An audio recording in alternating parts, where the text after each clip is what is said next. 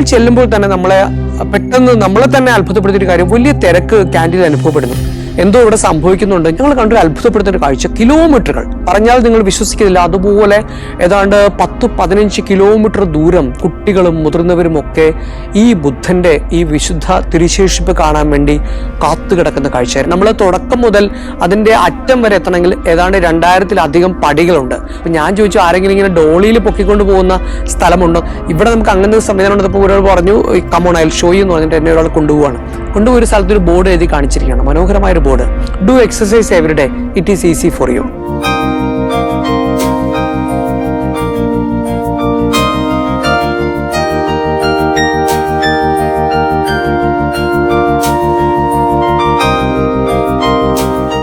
നമസ്കാരം, എൻ്റെ പേര് ഐപ്പു വള്ളികാടൻ. ഞാനൊരു ആലപ്പുഴക്കാരനാണ്. 2009 ആദ്യമായിട്ട് ഞാൻ കൊച്ചിയിൽ നിന്നും കപ്പൽ മാർഗം കൊളംബോയിലേക്ക് പോകുന്നത്. അതിനുശേഷം വർഷങ്ങളുടെ ഇടവേളയ്ക്ക് ശേഷം ഈ വർഷം ഏപ്രിൽ കുടുംബത്തോടൊപ്പം ശ്രീലങ്കയിലേക്ക് ഞാൻ യാത്ര ചെയ്തു. ആ യാത്രയുടെ വിശേഷങ്ങളാണ് ഞാൻ പങ്കുവയ്ക്കാൻ പോകുന്നത്. ശ്രീലങ്ക എന്ന് കേൾക്കുമ്പോൾ നിങ്ങളുടെ ഒരുപാട് ചോദ്യങ്ങൾ വരും. എനിക്ക് നിങ്ങളോടൊരു ചോദ്യം ചോദിക്കാനുണ്ട്. ശ്രീലങ്കയുടെ തലസ്ഥാനം ഏതാണ്? നിങ്ങളുടെ മനസ്സിലേക്ക് വന്ന തലസ്ഥാനം കൊളംബോ ആയിരിക്കും. എന്നാൽ അക്ഷരാർത്ഥത്തിൽ കൊളംബോ ശ്രീലങ്കയുടെ സാമ്പത്തിക തലസ്ഥാനം മാത്രമാണ്.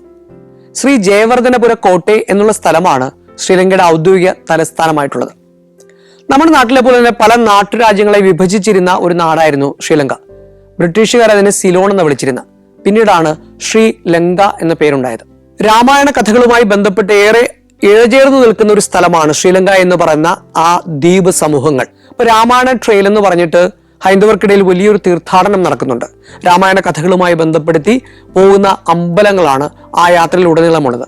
ശ്രീലങ്കയിൽ നമ്മളെല്ലാം കേൾക്കുന്ന കൊളംബോ അല്ലാതെ നുവാറേലിയ ഉണ്ട്, അനുരാധപുരമുണ്ട്, മസില ഉണ്ട്, കാൻറ്റി ഉണ്ട്, എല്ലാ ഉണ്ട്, അങ്ങനെ ഒട്ടനവധി സ്ഥലങ്ങളുണ്ട്. ഇപ്പൊ നുവാറേലിയ ഞാൻ പറയുകയാണെങ്കിൽ നമ്മുടെ ശരിക്കും ഊട്ടിയിലും കൊടൈക്കനാലിലും പോകുന്ന അതേ രീതിയിലുള്ള ഗ്രിഗറി ലേക്ക് എന്ന് പറഞ്ഞ മനോഹരമായ ഒരു തടാകമുണ്ട്. അതും മാൻമെയ്ഡ് ലേക്കാണ്, ഒരു ഡാം ഉണ്ടായ സമയത്ത് ഉണ്ടാക്കിയ ലേക്കാണ്. അവിടെയൊക്കെ പോയി നമുക്ക് ബോട്ടിങ് ചെയ്യാനും ഭക്ഷണം കഴിക്കാനും തേയില ഫാക്ടറികൾ വിസിറ്റ് ചെയ്യാനുള്ളതാണ്. അവിടുത്തെ ഏറ്റവും വലിയ പ്രത്യേകത, നമ്മുടെ നാടുമായിട്ട് നമ്മൾ ബന്ധപ്പെടുത്തി നോക്കുമ്പോൾ ഏറ്റവും കൂടുതൽ നമ്മുടെ നാട്ടിലും ടീ ഫാക്ടറി വിസിറ്റ് ഒക്കെ ഉണ്ടെങ്കിലും ഒരു ചെറുതും വലുതുമായിട്ടുള്ള എല്ലാ ടീ ഫാക്ടറിയിലും റെസ്റ്റോറൻറ്റ് കൂടി അവർ സംഘടിപ്പിച്ചിട്ടുണ്ട്. ഒരു ടൂറുമായിട്ട് വരുന്ന ആൾക്കാർക്ക് അല്ലെങ്കിൽ ഒരു ചെറിയ ഗ്രൂപ്പായിട്ട് വരുന്ന ആൾക്കാർക്ക് അവിടെ ചെന്ന് വെറുതെ ചായ കുടിച്ച് അല്ലെങ്കിൽ ചെറിയ ചായപ്പൊടി മേടിച്ച് വീട്ടിൽ പോകുന്നതിനപ്പുറം അവരുടെ ചായകൾ ടേസ്റ്റ് ചെയ്യാനും അവരുടെ ചായകളുടെ കഥകൾ അറിയാനും അവരുടെ ചായകളുടെ ഹിസ്റ്ററി അറിയാനൊക്കെ അവസരമുണ്ട്. ഇപ്പൊ ലിപ്ടൺ എന്ന് പറഞ്ഞൊരു ചായ, ഞാൻ ആമുഖത്തിൽ പറഞ്ഞ പോലെ തന്നെ ലോകത്തിലെ ഏത് മുന്തിയ 5 സ്റ്റാർ ഹോട്ടലായിക്കോട്ടെ 7 സ്റ്റാർ ഹോട്ടലായിക്കോട്ടെ നിങ്ങളുടെ എല്ലാം ബ്രേക്ക്ഫാസ്റ്റ് ടീ എന്ന് പറഞ്ഞൊരു പ്രധാനപ്പെട്ട സാധനം, അതേപോലെ ടീ ബാഗ് ഉണ്ടാക്കിയത് ലിപ്ടൺ ആണ്. അതായത് ഒരു പ്ലാസ്റ്റിക് ഒരു പേപ്പർ ബാഗിനകത്ത് തേയിലപ്പൊടി ഇട്ട് നിങ്ങൾക്ക് ചായ ഉണ്ടാക്കുന്നത് പഠിപ്പിച്ചെന്നത് ലിപ്ടൺ ആണ്. ലിപ്ടൺ എന്ന് പറഞ്ഞ ഒരു സായിപ്പിന്റെ പേരാണ്. അദ്ദേഹം തുടങ്ങി വെച്ച തേയില ഫാക്ടറിയാണ് അല്ലെങ്കിൽ തേയിലയാണ് ലിപ്ടൺ എന്ന് പറയുന്നത്. ഇപ്പൊ ഡെൽമ ലോകത്തിലെ ഏറ്റവും പ്രശസ്തമായ വില കൂടിയ തേയിലകളിലൊന്നാണ്. അപ്പൊ അതൊക്കെ ശ്രീലങ്കൻ പ്രോഡക്ട്സ് ആണ്. പിന്നെ ഏറ്റവും പ്രധാനപ്പെട്ട ഒരു സ്ഥലം ആളുകൾ പോകാൻ ആഗ്രഹിച്ച സ്ഥലം സിഗിരിയാണ്. സിഗിരി എന്ന് പറഞ്ഞാൽ ഒരു ഒറ്റക്കല്ലിൽ ഏതാണ്ട് ഭീമാകാരമായ ഒരു പാറയുടെ മുകളിൽ ഒരു കോട്ട തീർത്താണ്. പക്ഷെ ഈ കോട്ട ആരാണ് തീർത്തത്? ഇത് സിംഹളികളായിട്ടുള്ള രാജാക്കന്മാരാണോ ബുദ്ധ സന്യാസിമാരാണ്? ശരിക്കും പറഞ്ഞാൽ ബുദ്ധ സന്യാസിമാർ അത് ധ്യാനിക്കാൻ വേണ്ടി തിരഞ്ഞെടുത്തൊരു സ്ഥലമാണ്. അതിന് മുകളിലേക്ക് നടന്നു കയറി കഴിഞ്ഞാൽ ഒരു അക്ഷീണ പ്രയത്നമാണ്. നമ്മൾ തുടക്കം മുതൽ അതിന്റെ അറ്റം വരെ എത്തണമെങ്കിൽ ഏതാണ്ട് 2000-ലധികം പടികളുണ്ട്. പ്രായമായ ആളുകളൊക്കെ കിതയ്ക്കുന്നുണ്ട്. ഇപ്പൊ ഞാൻ പോലും എൻ്റെ കൊച്ചുങ്ങളോടൊപ്പം തന്നെ കയറാൻ പോലും പ്രയാസപ്പെടുന്ന സ്ഥലം ഉണ്ടായിരുന്നു. അപ്പോൾ അവിടുത്തെ രസകരമായൊരു അനുഭവമാണ് എനിക്ക് പറയാനുള്ളത്. അപ്പൊ ഞാൻ ചോദിച്ചു, ആരെങ്കിലും ഇങ്ങനെ ഡോളിയിൽ പൊക്കിക്കൊണ്ട് പോകുന്ന സ്ഥലമുണ്ടോ? നമ്മൾ പലപ്പോഴും ശബരിമലയിൽ പോകുമ്പോൾ നമ്മൾ കണ്ടിട്ടുണ്ട്, ചുരൽ കസേരത്തി പൊക്കിക്കൊണ്ട് പോകുന്നത് കണ്ടിട്ടുണ്ട്. എലിഫന്റ കേവ്സിൽ നമ്മൾ ബോംബെയിൽ പോയി കഴിഞ്ഞാൽ അവിടെ ആളുകളെ ഇങ്ങനെ എടുത്തുകൊണ്ട് പോകും. അപ്പൊ ഞാൻ ചോദിച്ചു, ഇവിടെ നമുക്ക് അങ്ങനെ ഒരു സംവിധാനം ഉണ്ടപ്പോൾ ഒരാൾ പറഞ്ഞു, come on I will show you എന്ന് പറഞ്ഞിട്ട് എന്നെ ഒരാൾ കൊണ്ടുപോവാണ്. ഒരു സ്ഥലത്ത് ഒരു ബോർഡ് എഴുതി കാണിച്ചിരിക്കുകയാണ്, മനോഹരമായ ഒരു board, do exercise every day, it is easy for you.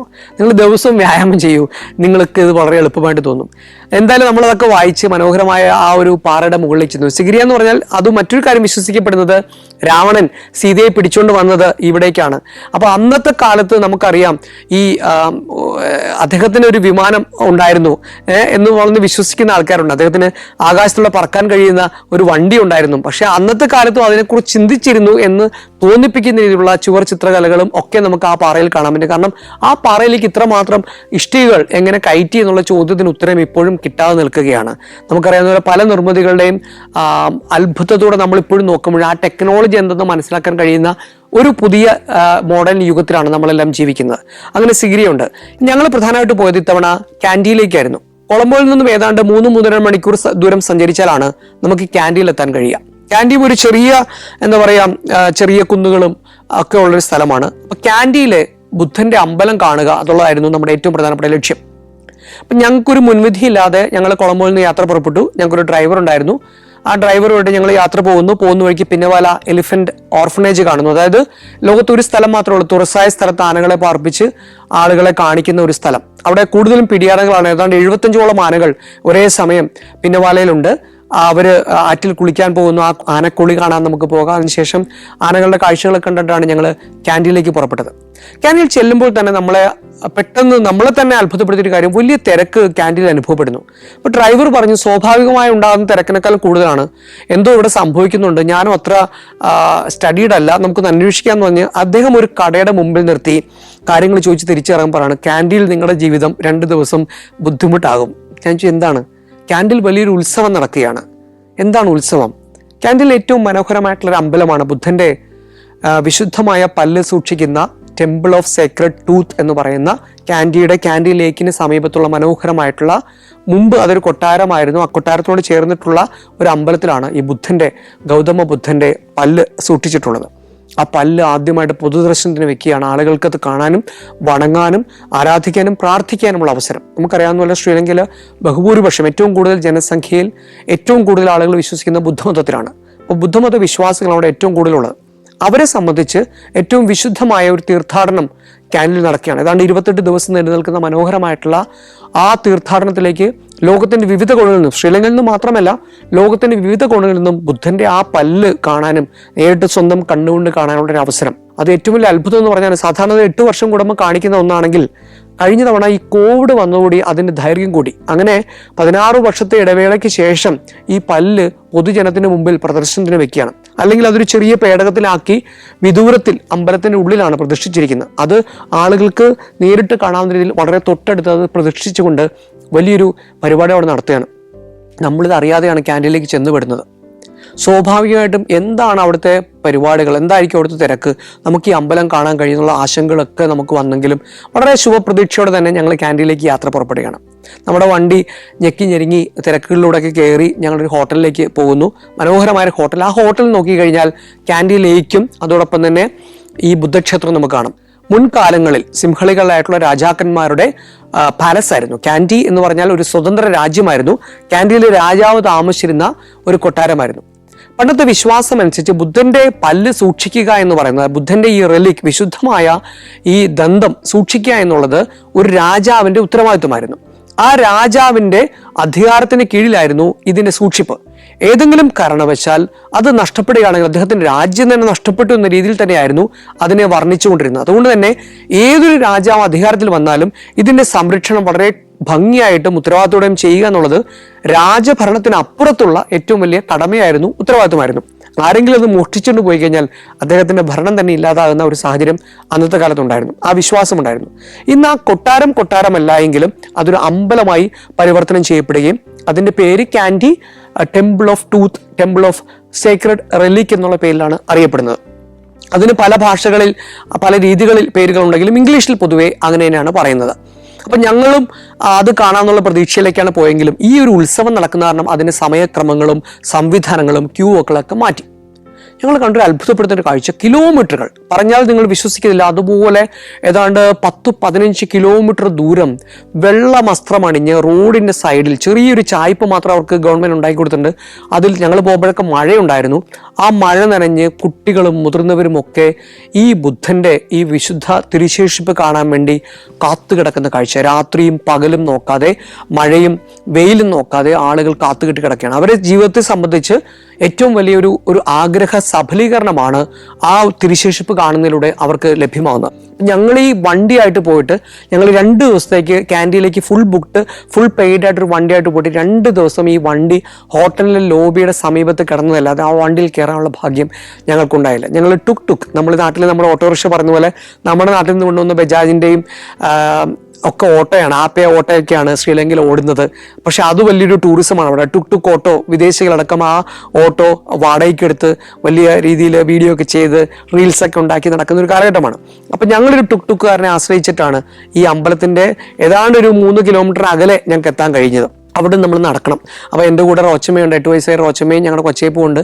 ഞങ്ങളെല്ലാം കൂടി നടക്കുകയാണ്. ആദ്യ ദിവസം ഞങ്ങൾക്ക് പോയി തിരക്ക് കാരണം ഞങ്ങൾക്ക് പോകാൻ പറ്റില്ല. പിന്നീടാണ് ഞങ്ങൾ അറിഞ്ഞത് ഈ വൈകുന്നേരങ്ങളിൽ 6 മണിവരെ മാത്രമാണ് ഈ ഭക്തജനങ്ങൾക്ക് ഈ അമ്പലം കാണാനും അമ്പലത്തിലേക്ക് ഉള്ളിലേക്ക് കയറാനും തിരുശേഷിപ്പിന് വണങ്ങാനും അവസരമുള്ളത്. രാവിലെ 6 മണിക്ക് തുടങ്ങി വൈകിട്ട് 6 മണി വരെ. 6 മണിക്ക് ശേഷം വിദേശ വിനോദസഞ്ചാരികൾക്ക് സാധാരണ പോലെ ടിക്കറ്റ് എടുത്ത് പോകാം. ഈ നിൽക്കുന്ന ആളുകൾക്കൊന്നും ടിക്കറ്റ് എടുക്കണം, കാരണം അവരെല്ലാം ലോക്കൽ ആൾക്കാരാണ്, ബുദ്ധമത വിശ്വാസികളാണ്, അവരുടെ അമ്പലത്തിലേക്കാണ് അവർ പോകുന്നത്. അതുകൊണ്ട് അവർക്ക് ടിക്കറ്റ് വേണ്ട. പക്ഷെ നമ്മളെ സംബന്ധിച്ച് നമുക്ക് ഇന്ത്യൻ മണി ഒരു 1000 രൂപ ചിലവുണ്ട് ഒരാൾക്ക്. അങ്ങനെ ഞങ്ങൾ പിറ്റേ ദിവസം വൈകുന്നേരം അമ്പലത്തിലേക്ക് പോകുന്നു. അതിന് മുമ്പ് ഈ തിരക്കിനെ കുറിച്ച് പറഞ്ഞു കഴിഞ്ഞാൽ, ഇത് കാൻഡി ലേക്കിന് ചുറ്റുഭാഗത്തുമുള്ള ഒരു റോഡിന്റെ അരികോട് ചേർന്ന് ചെറിയ പന്തൽ സൃഷ്ടിച്ചിരിക്കുകയാണ്. ആ പന്തലിനകത്ത് ആളുകൾ കാത്തുകെട്ട് കിടക്കുകയാണ്.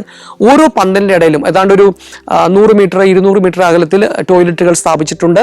അവരെ നോക്കാൻ വേണ്ടി പോലീസുകാരുണ്ട്, റെഡ് ക്രോസിന്റെ ആൾക്കാരുണ്ട്, ആംബുലൻസ് ഫെസിലിറ്റീസ് ഉണ്ട്. എല്ലാ സംവിധാനങ്ങളോടെയാണ് ഈ ഭക്തജനങ്ങളെ നോക്കുന്നത്. ഇനി ഒരു ചെറിയ കഥ കൂടി പറഞ്ഞ് ഈ കഥയിലേക്ക് എത്താമെന്ന് എനിക്ക് തോന്നുന്നു. കാരണം ഇത് ഈ പല്ല് അല്ലെങ്കിൽ ബുദ്ധന്റെ ഈ ദന്തം സൂക്ഷിച്ചിരുന്നത് ആക്ച്വലി നമ്മുടെ സ്വന്തമായിട്ടുള്ള ഇന്ത്യയിലായിരുന്നു. ഇന്ത്യയിൽ ഹേമമാല എന്ന് പറഞ്ഞ ഒരു രാജകുമാരി ശരിക്കും പറഞ്ഞാൽ കടത്തിക്കൊണ്ടു പോയതാണ് ഈ പല്ല്. ഇന്ത്യക്ക് സ്വന്തമായിരുന്ന ബുദ്ധനെ അവർ കടത്തിക്കൊണ്ടു പോയതാണ്. പിന്നീട് അത് പ്രശ്നങ്ങളൊന്നും ഉണ്ടായില്ല, നയതന്ത്ര പ്രശ്നങ്ങൾ ഉണ്ടായിട്ടില്ല. പിന്നീട് അത് ഇന്ത്യയും വേണ്ടെന്ന് വെച്ചു എന്ന് എനിക്ക് തോന്നുന്നു. പക്ഷേ ലോകത്തിൻ്റെ പല ഭാഗങ്ങളിലായിട്ട് ബുദ്ധൻ്റെ തിരുശേഷിപ്പുകളുണ്ട്. പല്ലായിക്കോട്ടെ, അദ്ദേഹത്തിൻ്റെ തിരുശേഷിപ്പുകൾ പല ഭാഗത്തുണ്ട്. ഇതെല്ലാം കൂടിച്ചേരുന്ന ഒരു സമയത്ത് ലോകാവസാനം ഉണ്ടാകുമെന്നാണ് ബുദ്ധമത വിശ്വാസികൾക്കിടയിലുള്ള ഒരു ഐതിഹ്യം. അതുകൊണ്ട് തന്നെ ഇത് പലയിടത്തായിട്ട് വിഭജിച്ച് കിടക്കാണ്. Saudi Arabia, United Arab Emirates, Kuwait. സഞ്ചാരം വോള്യം നമ്പർ 20. ഫുൾ HD-യിലുള്ള അപൂർവ ദൃശ്യയാത്രാ വിവരണ ശേഖരം ഉടൻ സ്വന്തമാക്കാൻ സഞ്ചാരം എന്ന് SMS ചെയ്യൂ. ഫോൺ 9995 444 222.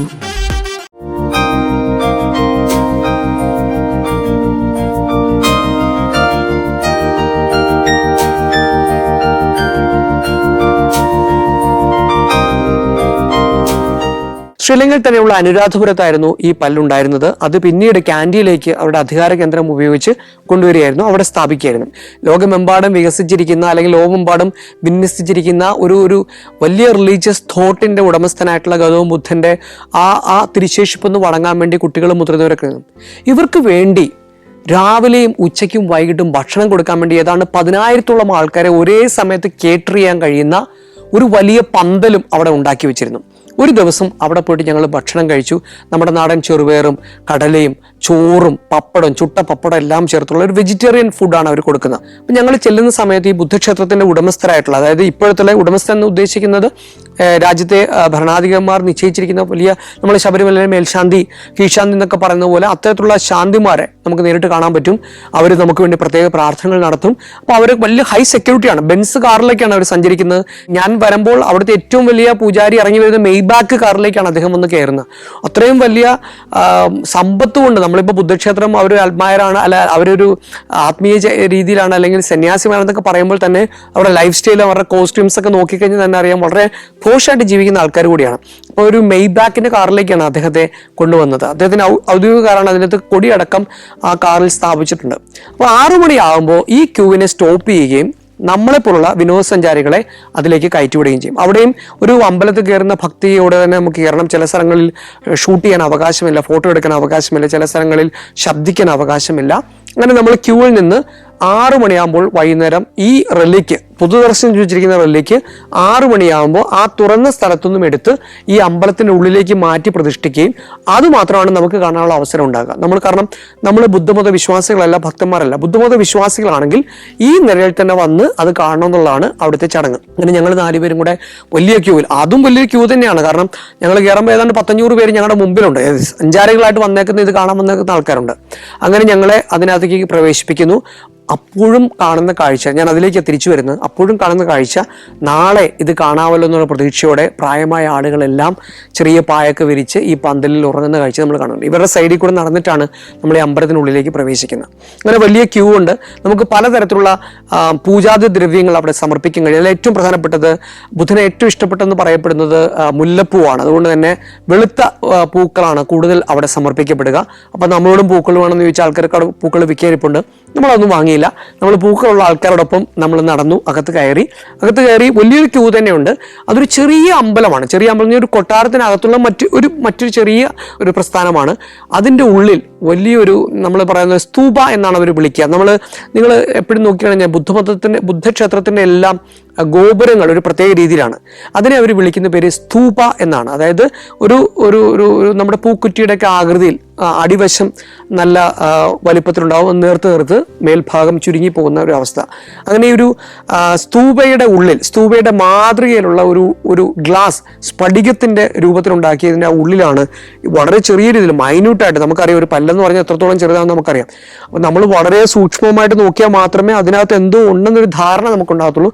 അതും ഞാനിപ്പോൾ പറഞ്ഞ നമുക്ക് ഒരു 10 അടി ദൂരത്തിൽ മാത്രമേ നമുക്ക് കാണാൻ കഴിയുള്ളൂ. ഈ ഒരു സാധനം തൊട്ടടുത്ത്, അതായത് കയ്യെത്തും ദൂരത്ത് നമുക്കൊന്ന് സ്പർശിക്കാവുന്ന രീതിയിൽ കാണിച്ചുകൊണ്ടാണ് ഈ ഭക്തരെ ആകമാനം ഇവർ ആകർഷിക്കുന്നത്. ഒരു കച്ചവടമാണെന്ന് വെച്ചാൽ കച്ചവടം, ഒരു ഭക്തിയുടെ ഒപ്പം തന്നെ കച്ചവടമാണെന്ന് പറയുന്ന പോലെ, പക്ഷെ അതിനപ്പുറത്ത് ബാക്കി എല്ലാ സംവിധാനങ്ങളും ശ്രീലങ്കൻ സർക്കാർ തന്നെയാണ് ചെയ്തു കൊടുക്കുന്നത്. അപ്പോൾ ക്യാൻറ്റീൻ ഞങ്ങൾ ചെന്ന് പെട്ടത് ഇത്രയും തിരക്ക് പിടിച്ച ഒരു സമയത്തായിരുന്നു. അപ്പം നമ്മുടെ കുഞ്ഞുങ്ങൾക്കൊക്കെ ആണെങ്കിലും വലിയ അസ്വസ്ഥത അനുഭവപ്പെട്ട് ഭയങ്കര തിരക്ക്. നമ്മളൊരു ഉത്സവത്തിൻ്റെ, ഒരു ലക്ഷക്കണക്കിന് ആളുകൾ ഒരു ചെറിയ സ്ഥലത്ത് വന്നു പെട്ടാലുണ്ടാകുന്ന ഒരു സാഹചര്യം. അപ്പോൾ ചില സ്ഥലങ്ങളിൽ നമുക്ക് ക്രൗഡ് കാണാൻ വേണ്ടി നമ്മൾ ചിലപ്പോൾ ഒരു വിനോദസഞ്ചാരത്തിന് പോകും, അവിടുത്തെ ഉത്സവം കാണാൻ വേണ്ടി, അവിടുത്തെ ഫെസ്റ്റിവൽസ് ആഘോഷിക്കാൻ വേണ്ടി. പക്ഷെ നമ്മൾ അങ്ങനത്തെ ഒരു ഉദ്ദേശത്തിലേ പോയിരുന്നില്ല. ഫെസ്റ്റിവൽ അല്ലായിരുന്നു നമ്മുടെ ഉദ്ദേശം. നമ്മൾ ക്യാൻറ്റീനിലേക്ക് സമാധാനത്തിൽ കണ്ടുവരിക എന്നുള്ളത്. പക്ഷേ നേരത്തെ പറഞ്ഞ പോലെ ചില കാര്യങ്ങളൊക്കെ അപ്രതീക്ഷിതമായിട്ടാണ് യാത്രയിൽ സംഭവിക്കുക. നമ്മൾ വിചാരിക്കുന്ന അപ്പുറത്തേക്ക് നമ്മുടെ ആ യാത്രയുടെ തലത്തെ മാറ്റിക്കൊണ്ട് പോകും. അങ്ങനെ ഞങ്ങൾ ക്യാൻറ്റീനിൽ ചെന്നപ്പോൾ ഞങ്ങൾക്ക് ലോകത്തിലെ 16 വർഷം കൂടുമ്പോൾ നടക്കുന്ന ഏറ്റവും നമ്മുടെ ഒരു മഹാകുംഭമേളയിൽ ചെന്ന് പെട്ട ഒരു അവസ്ഥയായിരുന്നു ഞങ്ങൾക്ക്. അങ്ങനെ ആ തിരക്കിനിടയിൽ ഓടിപ്പിടിച്ച് ടെമ്പിൾ ഓഫ് ട്രൂത്ത് കണ്ടിറങ്ങേണ്ടി വരുന്ന ഒരു സങ്കടം നമുക്കുണ്ടായിരുന്നെങ്കിലും നമ്മൾ കുഞ്ഞുങ്ങളുണ്ടായിരുന്നുകൊണ്ട് തീർച്ചയായിട്ടും നമുക്ക് ആ അമ്പലത്തിനകത്ത് തിരക്ക് അനുഭവപ്പെട്ടില്ല. ഉദ്യോഗസ്ഥരൊക്കെ നമുക്ക് കാര്യങ്ങളൊക്കെ പറഞ്ഞു തരാനും നമ്മളെ കുറച്ചു നേരം കുഞ്ഞുങ്ങളോടൊപ്പം അത് കാണിച്ചു കൊടുക്കാനൊക്കെ ഒരു അവസരം നമുക്ക് കിട്ടി.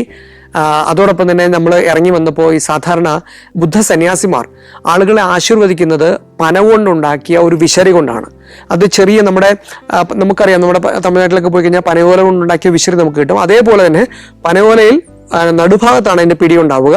ആ പിടി വെച്ചിട്ട് നമ്മുടെ ശിരസിൽ അവർ ടച്ച് ചെയ്യും. അങ്ങനെയാണ് നമ്മളെ അവർ ആശീർവദിക്കുകയും പ്രാർത്ഥിക്കുകയും ചെയ്യുന്നത്. അങ്ങനെ ഇറങ്ങി വന്നപ്പോൾ ഞങ്ങളുടെ കുഞ്ഞുങ്ങളെ കണ്ട് ഒരു ബുദ്ധസന്യാസി അദ്ദേഹത്തിൻ്റെ കയ്യിലിരുന്നൊരു വിശറി റോച്ചമ്മയ്ക്ക് സമ്മാനിച്ച് പറഞ്ഞു, ഇത് വീട്ടിൽ കൊണ്ട് വെച്ചോ, എല്ലാ അനുഗ്രഹമൊക്കെ ഉണ്ടാവും, ബുദ്ധൻ നിങ്ങളെ അനുഗ്രഹിക്കും, ബുദ്ധൻ നിങ്ങളെ സ്നേഹിക്കുന്നു എന്നൊക്കെ പറഞ്ഞ് വളരെ കുറച്ച് നേരം ഞങ്ങളോട് സംസാരിക്കുകയും ആ ഒരു സമ്മാനമൊക്കെ തന്നിട്ടാണ് ഞങ്ങളെ അമ്പലത്തിൽ നിന്നും വെളിയിലേക്ക് ഇറക്കിയത്. അങ്ങനെ ജീവിതത്തിൽ പ്രതീക്ഷിക്കാത്ത ഒരു മേളയ്ക്കിടയിൽ, ഒരു ഉത്സവത്തിനിടയിൽ ഒരു വിനോദസഞ്ചാര പ്രദേശം കണ്ടുവന്നതിൻ്റെ സംതൃപ്തി ഞങ്ങൾക്കുണ്ടായിരുന്നു. പക്ഷേ ആളുകൾക്കൊപ്പം ഇരുന്ന് ഭക്ഷണം കഴിച്ചപ്പോൾ, ആളുകൾക്കൊപ്പം ആ ഭക്തി നിർഭരമായ ക്യൂവിൽ പങ്കുചേർന്നപ്പോൾ ഒരു സാധാരണ ടൂറിസ്റ്റ് എന്നതിൽ കവിഞ്ഞ് ഒരു ഭക്തിയുടെ ഒരു അനുമാനം, ഭക്തിയുടെ ഒരു തലം നമുക്കും കിട്ടി എന്നുള്ളത് സന്തോഷം ഉണ്ടാക്കുന്ന ഒരു കാര്യമാണ്. അതുകൊണ്ട് തന്നെ ചില കാര്യങ്ങളൊക്കെ നമ്മൾ വെറുതെ ഒന്ന് കയറി കണ്ടു പോവുക എന്നതിനപ്പുറം നമ്മൾ ചെന്നു, ചില കാര്യങ്ങളൊക്കെ അനുഭവിച്ചു, ചില കാര്യങ്ങളൊക്കെ സ്വായത്തമാക്കി എന്ന് വരുമ്പോൾ നമ്മുടെ ജീവിതത്തിൽ മറക്കാനാകാത്ത അനുഭവങ്ങളായിട്ട്, മറക്കാനാത്ത കാഴ്ചകളായിട്ട്, മറക്കാനാത്ത സംഭവങ്ങളായിട്ട്, മറക്കാനാത്ത ദിവസങ്ങളായിട്ട് അതൊക്കെ അവശേഷിക്കും. അങ്ങനെ ഒരു പ്രധാനപ്പെട്ട ദിവസമായിരുന്നു ക്യാൻറ്റീനിലെ ടെമ്പിൾ ഓഫ് ട്രൂത്ത് കണ്ട കാഴ്ച. ഇതെല്ലാം കഴിഞ്ഞ് ഞങ്ങൾ കുറേ ദിവസത്തെ യാത്രയ്ക്ക് ശേഷം ഞങ്ങൾ കൊളംബോ വിമാനത്താവളത്തിൽ നിന്ന് തിരിച്ചു കയറാൻ പോകുമ്പോഴാണ് ഏറ്റവും രസകരമായ ഒരു സംഭവം. 2 സംഭവങ്ങളാണ് ഞങ്ങൾക്കുണ്ടായത്. ഒന്ന്, ഞങ്ങൾ അവിടെ നിന്നും ഒരു സുവനീർ വാങ്ങിയിരുന്നു. ആ സുവനീർ ശരിക്കും പറഞ്ഞ ഒരു വടിയായിരുന്നു. ആ വടി ഞങ്ങൾക്ക് വിമാനത്തിൽ കയറ്റാൻ പറ്റിയില്ല. അത് സുരക്ഷാ പ്രശ്നങ്ങൾ കാരണം സെക്യൂരിറ്റി പറഞ്ഞ് ഞങ്ങളത് തടഞ്ഞു പിടിച്ചു.